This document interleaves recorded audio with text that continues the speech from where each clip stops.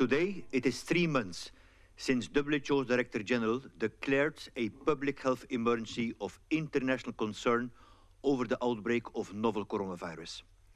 Now, as in past weeks, the situation in the European region remains serious. In broad terms, while plateauing in Western Europe, the gradient of the epi curve steepens as we look east. Across the region, cumulative cases have increased by 15% in the past 7 days and now stand at 1,408,266 cases. Deaths have risen by 18% over the same period. Tragically, 129,344 people in Europe have now lost their lives. My thoughts and deepest sympathy are with the families and loved ones of those we have lost. Today, the European region accounts for 46% of cases and 63% of deaths globally. The region remains very much in the grip of this pandemic. Spain, followed by Italy, the United Kingdom, Germany and France still have the highest number of cases. But following social and physical distancing measures introduced some weeks ago, we are now seeing evidence of a plateau or reduction in the number of new cases. We must monitor this positive development very closely. In the eastern part of the region, Belarus, the Russian Federation, Kazakhstan and Ukraine, cases have increased in the past week, while in Turkey the situation is stabilizing. Here we must maintain the full arsenal of measures we have to suppress transmission.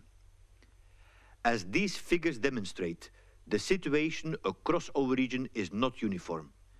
Every country is mapping out its route to a new normal, and every country is at a different place.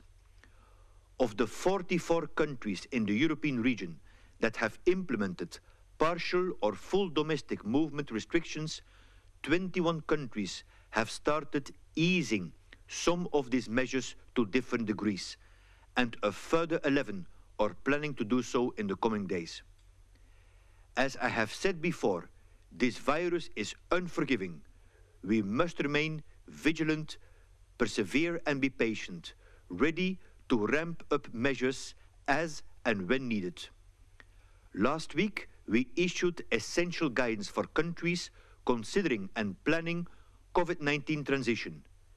In that guidance, we emphasized that health systems must have the capacity to operate along a dual track, continuing to deliver regular health services, whilst responding aggressively to COVID-19.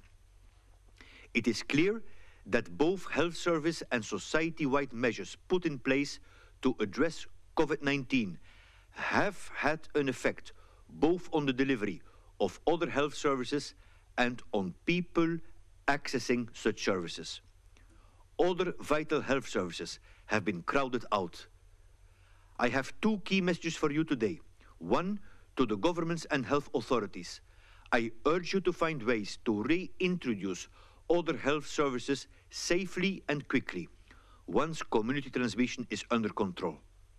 2, to the people and communities, ensure your child is vaccinated. If you have concerns about accessing these services, there are ways to do so safely. So let's look more closely at immunization. Last week, we marked European Immunization Week.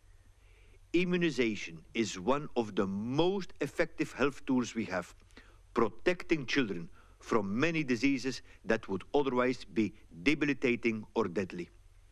Now, as scientists work together across the globe to develop a safe, effective vaccine against COVID-19, we are once again reminded of how precious vaccines are. I am very happy to be joined by our chair of the European Technical Advisory Group of Experts, Professor Ade Finn, today on this panel. Since 2017, the European region has been experiencing a resurgence of measles. In 2018, over 500,000 children missed their first dose of measles vaccination. In 2019, over 100,000 people across all age groups were infected as a result of this and long-standing immunization gaps. Today, measles continues to spread in some parts of the region, affecting over 6,000 people in the first 2 months of this year. We cannot allow this situation to worsen. We should do everything within our powers to prevent children becoming victims of this pandemic due to their vulnerability of vaccine-preventable diseases such as measles, diphtheria, mumps, and rubella. COVID-19 cannot be permitted to claim this collateral damage. We are concerned that countries may have seen interruptions in routine immunization services, including among vulnerable groups, and the interruption of measles outbreak response activities. To governments and health authorities, I say this: immunization services are essential. If they have been interrupted, catch-up measures must be taken as quickly as possible. We cannot allow the impact of COVID-19 to be amplified by neglecting other vital health protection measures.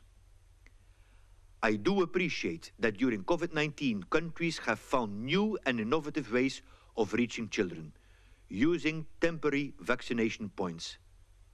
Health professionals delivering immunization programs across the region are working hard to ensure that as many children as possible have access to vaccine services while preventing COVID-19 infection. Some health services have introduced parallel tracks with regular checkups and vaccinations for babies, staggered to ensure limited indoor waiting times, and kept fully separate from curative care for others. These efforts are very welcome, and I also commend the determination of parents and caregivers to keep their children safe. I urge countries to continue prioritizing immunization, innovating services, communicating to parents, and meticulously tracking every single missed vaccination. Catch up as quickly as possible where needed. To parents, make no mistake, the safest choice also during this pandemic is to vaccinate your children. Use this opportunity to protect them and others from diseases that we can prevent. This leads me to my final message for all of us. COVID-19 is not going away anytime soon.